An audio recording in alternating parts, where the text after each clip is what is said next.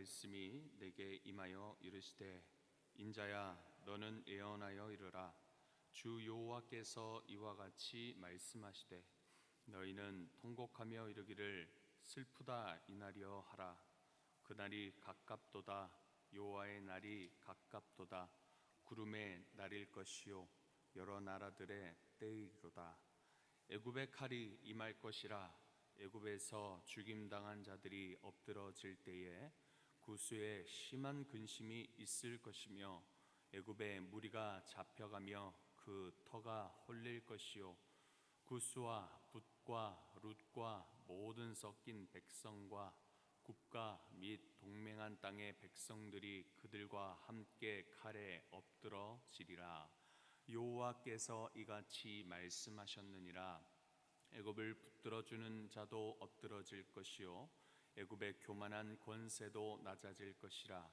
믹돌에서부터 수에네까지 무리가 그 가운데에서 칼에 엎드러지리라. 주 여호와의 말씀이니라. 황폐한 나라들 같이 그들도 황폐할 것이며 사막이 된 성읍들 같이 그 성읍들도 사막이 될 것이라. 내가 애굽에 불을 일으키며 그 모든 돕는 자를 멸할 때에 그들이 나를 여호와인 줄 알리라. 그날에 사절들이 내 앞에서 배로 나아가서 염려 없는 구수 사람을 두렵게 하리니 애굽의 재앙의 날과 같이 그들에게도 심한 근심이 있으리라. 이것이 오리로다. 주 여호와께서 이같이 말씀하셨느니라.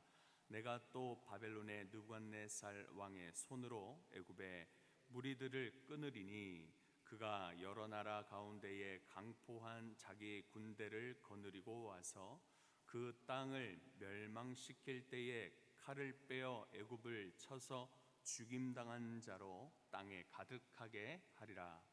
내가 그 모든 강을 마르게 하고 그 땅을 악인의 손에 팔겠으며 타국 사람의 손으로 그 땅과 그 가운데에 있는 모든 것을 황폐하게 하리라. 나 여호와의 말이니라. 주 여호와께서 이같이 말씀하셨느니라. 내가 그 우상들을 없애며 신상들을 높 가운데에서 부수며 애굽 땅에서 왕이 다시 나지 못하게 하고 그 땅에 두려움이 있게 하리라. 내가 바드로스를 황폐하게 하며 소안에 불을 지르며 노 나라를 심판하며 내 분노를 애굽의 견고한 성읍 신에 쏟고 또 노 나라의 무리를 끊을 것이라.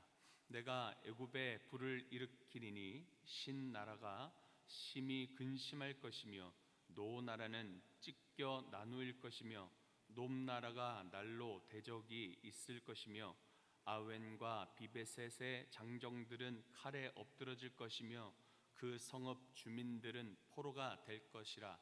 내가 애굽의 멍에를 꺾으며 그 교만한 권세를 그 가운데에서 그치게 할 때에 드압느에스에서는 날이 어둡겠고 그 성읍에는 구름이 덮일 것이며 그 딸들은 포로가 될 것이라.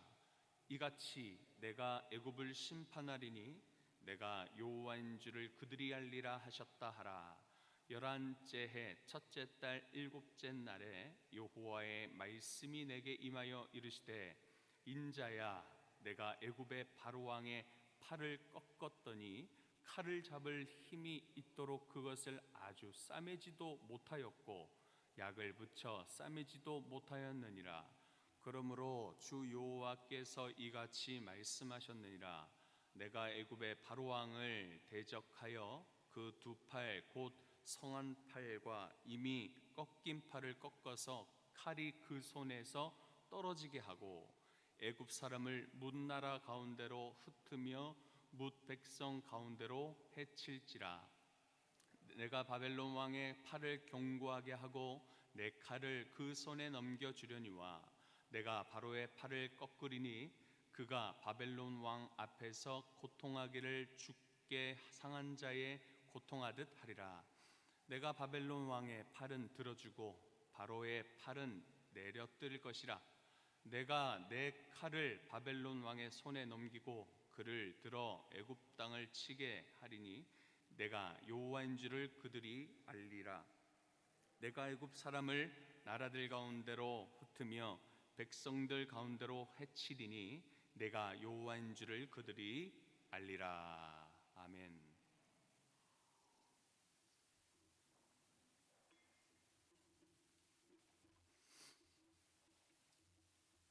에스겔 29장에서 32장까지 총 4장에 걸쳐서 이 애굽의 심판의 말씀이 에스겔에게 임합니다.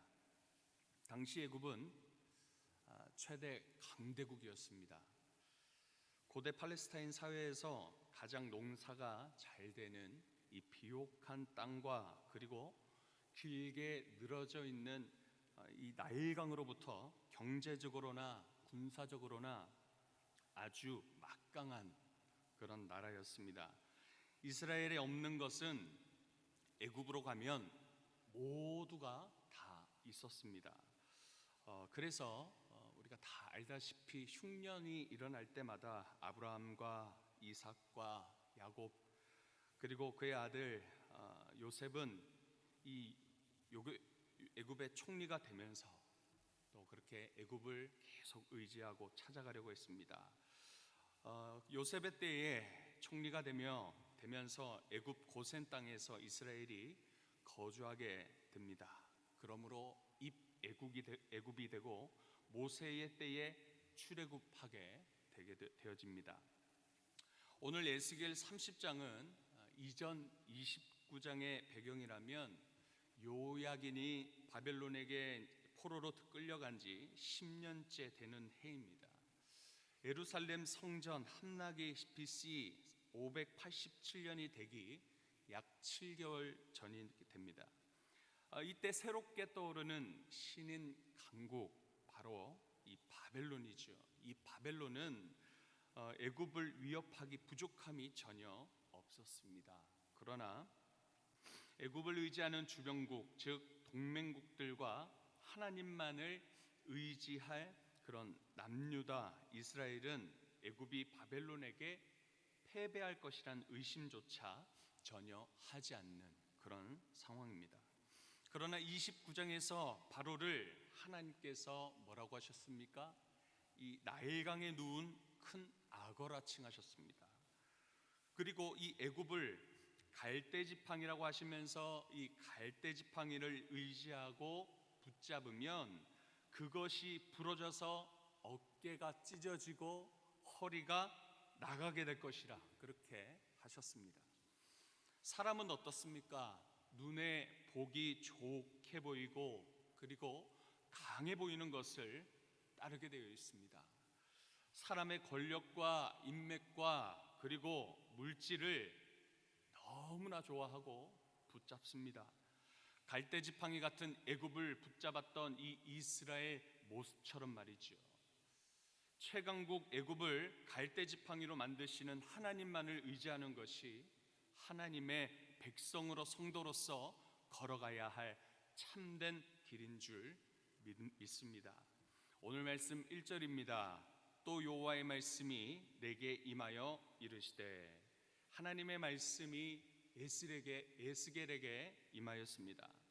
이 하나님의 말씀이 에스겔에게 임하신 것처럼 오늘 이 새벽에 우리에게도 동일하신 권위 있는 말씀이라 여기시면서 두렵고 떨리는 심정으로 주님의 말씀을 받으시는 우리 성도님들 되시길 소망합니다. 2절입니다. 인자야 너는 예언하여 이르라.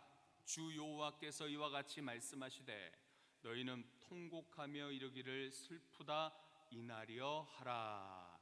자, 여기에 통곡하며의 이 통곡은요 대부분 성경에서는 회개를 말하는데요 3절에서 이 4절을 보면은 회개가 아니라 이 통곡은 고통을 의미한다라는 것을 알게 됩니다.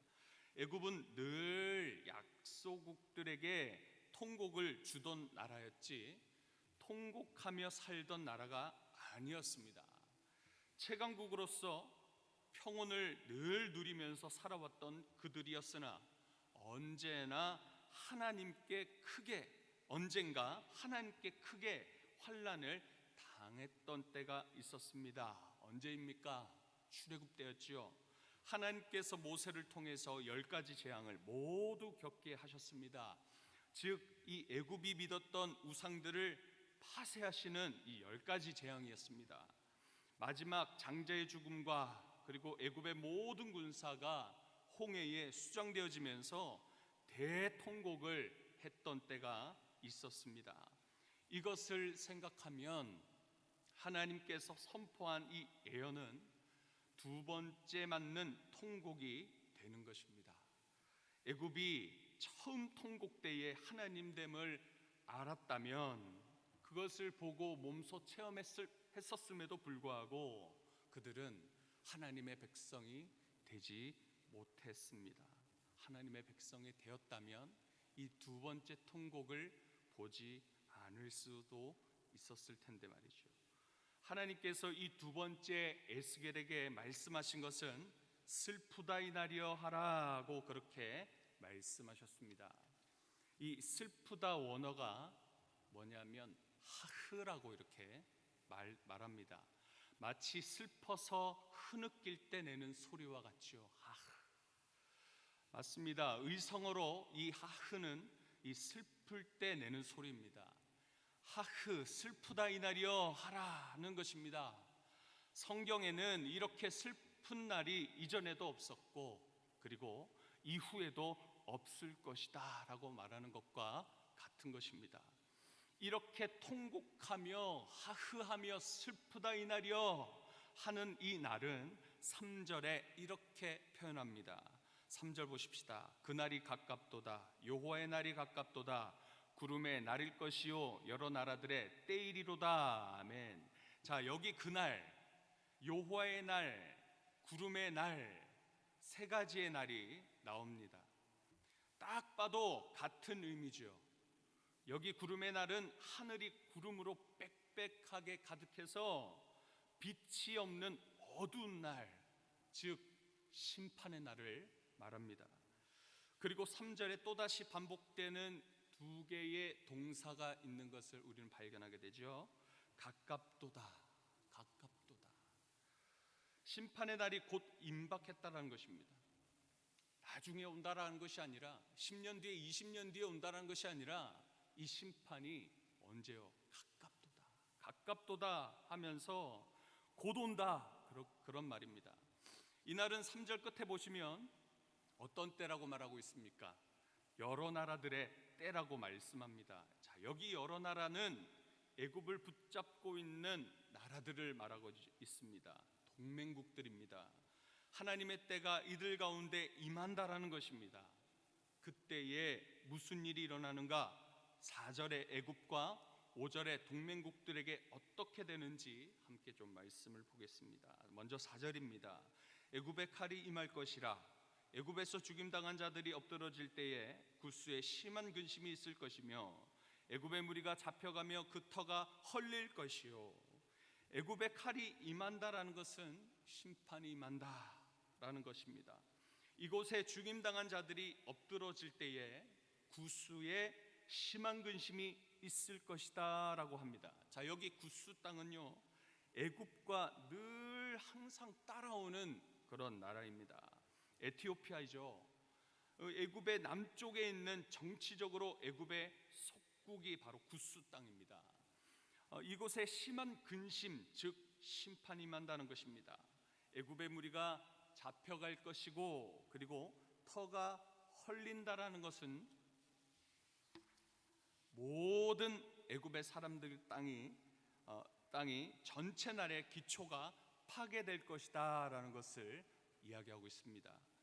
5절 말씀입니다. 구스와 붓과 룻과 모든 섞인 백성과 국과 및 동맹한 땅의 백성들이 그들과 함께 칼에 엎드러지리라.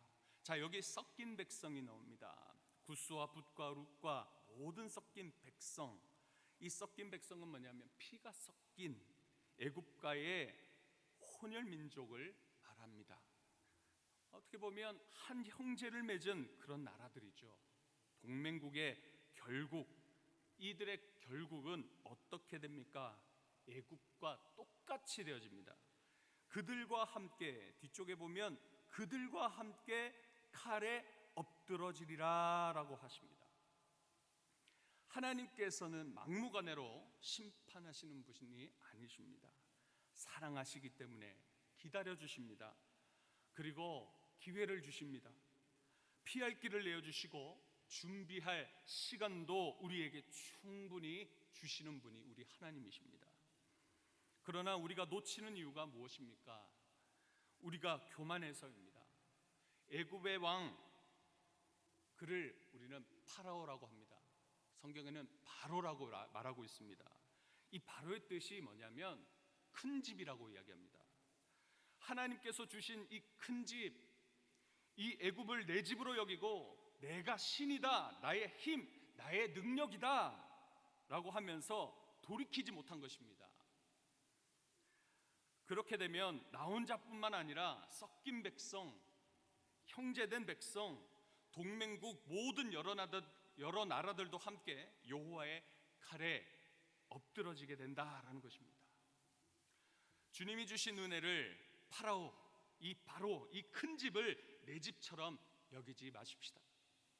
주님의 은혜를 내 것처럼, 내 능력으로 얻은 것처럼, 내 지식으로, 내 힘으로 그렇게 여기고 내 삶에 취하여 살다 보면 하나님께서 주신 회생의 기회를 놓치고 마는 것입니다. 내 가진 것, 내가 붙들고 있는 것 모두 주님 앞에 내려놓는 저와 성도님 되시길 축복합니다. 6절에서 9절은 애굽의 전역 구스를 포함하여서 전부 다 황폐하고 사막이 될 것이고 불살라 진멸될 것이라 그렇게 말씀합니다. 그리고 10절에서 애굽을 멸망시킬 나라, 이 바벨론 왕 느부갓네살이 일어나서 애굽의 사람을 멸하고, 12절에 세계에서 가장 크고 제일 긴 애굽의 나일강을 마르게 하겠다라고 그렇게 말씀합니다. 여러분, 나일강의 길이가 얼마나 되는지 아십니까? 6,650km나 된답니다. 엄청나죠. 서울 부산이 400km라고 생각하시면 엄청난 길이입니다. 이 나일강은 농업을 일삼는 애굽의 1,000만 평이나 되는 이 땅을 비옥하게 만듭니다. 그래서 그들이 경제적으로 굉장히 비옥하고 그리고 강대하게 커왔었던 것입니다. 이러한 애굽의 젖줄인 나일강을 마르게 하시는 하나님은 애굽을 악인들과 타국의 손에 붙이셔서 완전히 멸하겠다라고 말씀하십니다. 13절에서 19절에는 애굽의 정치적 그리고 종교적 우상 숭배의 중심 도시인 애굽의 주요 성읍들의 심판을 말하십니다. 애굽의 교만한 권세를 꺾어서 주 여호와이심을 알게 하겠다 말씀합니다. 그리고 마지막 20절에서 26절은 20절에 보면 11년째 되는 해 첫째 달 일곱째 날에 주전 587년 4월 29일 바벨론 군대로 인해서 예루살렘 성전이 함락당하기 3개월 전에 임한 여호와의 말씀입니다. 바벨론의 느부갓네살 왕을 도구로 사용하시는 하나님, 애굽의 바로의 팔을 꺾어 칼을 잡을 힘조차 빼시는 그런 하나님. 25절 말씀 한번 보십시다. 하나님께서 뭐라고 말씀하십니까? 내가 3번 반복하시면서 하나님의 마음이 여기에 나타납니다. 내가 바벨론 왕의 팔은 들어주고 바로의 팔은 내려뜨릴 것이라. 내가 내 칼을 바벨론 왕의 손에 넘기고 그를 들어 애굽 땅을 치게 하리니 내가 여호와인 줄을 그들이 알리라. 아멘. 여기 하나님 자신을 나타내는 내가가 3번이나 반복됩니다. 하나님의 역사의 주관자이심을 스스로 드러내고 있으십니다. 누가 바벨론 왕의 팔을 들어주고 바로의 팔을 내리십니까? 누가 애굽의 심판의 칼을 바벨론의 손에 쥐어주며 이 오만한 애굽을 치게 하십니까? 그러므로 모든 주권은 누구의 손에 달려 있습니까? 내가 주 여호와임을 알게 하리라. 모든 주권은 하나님의 손에 있습니다. 역사의 주관자 바로 우리 여호와 하나님입니다. 강대국의 애굽도 쓰러지고 그 뒤로 신인 강자 바벨론 또한 하나님의 손 아래 있다라는 것이 오늘 여기 25절 말씀을 통해서, 아니 이 에스겔의 전체 말씀을 통해서 우리는 보게 되어집니다. 다시 한 번 더 25절 말씀, 내가 바벨론 왕의 팔은 들어주고 바로의 팔은 내려뜨릴 것이라. 내가 내 칼을 바벨론 왕의 손에 넘기고 그를 들어 애굽 땅을 치게 하리니 내가 여호와인 줄을 그들이 알리라. 오늘 내가 여호와인 줄을 그들이 알리라 하시는 주님의 음성을 들으시는 저와 성도님들 되시길 소망합니다. 내가 이런 하나님이야. 그렇기 때문에 넌 날 이렇게 의지해야 돼. 내가 이렇게 할 수 있는 하나님이야. 넌 날 붙들어야 돼 라고 굳이 하나님께서 꼭 이렇게 말씀해야 알아듣는 그런 성도라면 차라리 한 대 맞고라도 돌아와서 절대 하나님 떠나지 않는 것이 더 축복이요 은혜라다라고 저는 생각합니다. 원하는 것은 지금 기회 주실 때에, 준비하라 하실 때에 지금 기다리시는 하나님께로 돌아가시길 바랍니다. 하나님만을 피난처 삼으시고 하나님만 붙드시는 여러분 되시길 바랍니다. 하나님께서 우리를 향하여 내가 여호와인 줄을 그들이 알리라, 이 심판의 말씀을 하시기 전에 지금, 바로 지금 오늘 앉아있는 이 새벽 이 본당의 이 의자 앉아있는 이 자리에서 겸손하게 주님만 의지하고 따르기를 결단하시는 저와 우리 교회 성도님들 모두가 되시길 간절히 소망하며 축복합니다. 기도하겠습니다. 하나님 감사합니다. 우리의 강한 손과 편팔이 되어 주시옵소서. 손을 붙드시기도 하시며 꺾으시기도 하시는 주님, 우리가 보고 믿어 의지했던 것들은 망하고 무너지며 우리를 거절하지만 여전히 우리를 기다리시고 돌이키시길 바라시는 사랑의 하나님을 오늘 말씀을 통해 듣게 하시고 알게 하시는 은혜 감사합니다. 주님 없는 삶은 죽음과 통곡과 심판뿐임을 알고 주님의 주권 아래 거하여 주님 한 분만 의지하고 따르는 귀하고 복된 우리 성도들 되게 하여 주옵소서. 이 세상을 이기신 주님을 붙들며 늘 회개하며 돌이켜 변화된 삶으로 믿음 가운데 기뻐하며 살아가도록 오늘 또한 세임 허락하여 주옵소서. 감사드리며 예수님의 이름으로 기도드립니다. 아멘.